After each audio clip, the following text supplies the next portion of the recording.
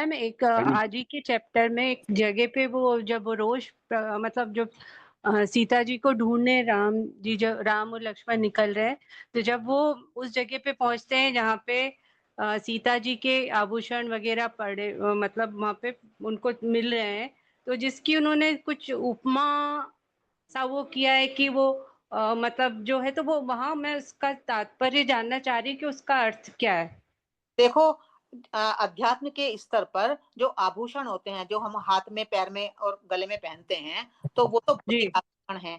पर जो आंतरिक आभूषण हैं, वो हमारी गुणात्मक विचार, हमारी गुणात्मक भाव, हमारा दृष्टिकोण जो गुणात्मक है, जो गुण रूपी श्रेष्ठ विचार, श्रेष्ठ भाव, श्रेष्ठ हमारी सोच, हमारी दृष्टि, ये जो गुण है हमारे भीतर रहने वाले। अभी आप गुणों के नाम बोलेंगे तो बोलते चले जाएंगे, इतने सारे गुण हैं हमारे भीतर। तो ये आभूषण गुणों के प्रतीक होते हैं पूरे पूरे पौराणिक साहित्य में।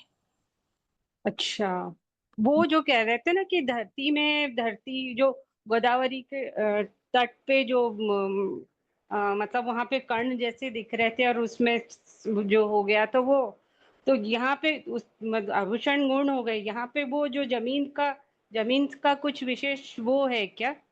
नहीं, म- ता- भौतिक स्तर पर कुछ नहीं है यहाँ पर। सीता जी। सीता हमारी पवित्र सोच है। उस पवित्र सोच, पवित्र सोच क्यों है? पवित्र सोच इसलिए है ना कि बहुत सारे गुण रूपी आभूषण उस सोच ने धारण कर रखे हैं।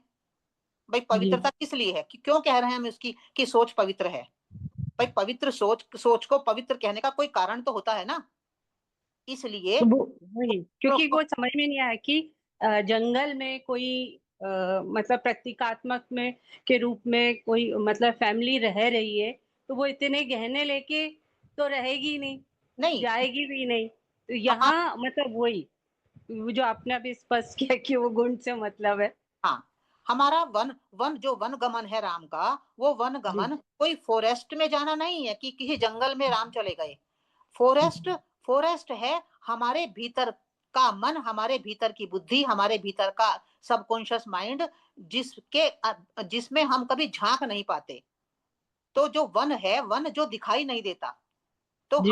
हमें अपना मन, क्योंकि हम अंदर नहीं झांकते, तो हम हमारे मन के भीतर क्या चल रहा है, हमारे अंतर मन में, गहरे मन में क्या पड़ा हुआ है, उसको हम देख नहीं पाते। तो वो, उसको देखना, ये वनगमन है। तो हमारी जो यात्रा है, हमारे चेतना की जो उत्थान की यात्रा है, वो उत्थान की तरफ हम कब बढ़ पाते हैं? जब हम अंतर्मुखी होकर अपने ही मन में, अपने ही बुद्धि में, अपने ही विचारों में, अपने ही भावों में झांकते रहते हैं कि क्या चल रहा है वहां। दूसरे की सेवा का कोई भाव चल रहा है, या किसी की निंदा का ही भाव चल रहा है, दूसरे की सहायता का कोई भाव चल रहा है, या बस अपना अपना ही लगा हुआ है।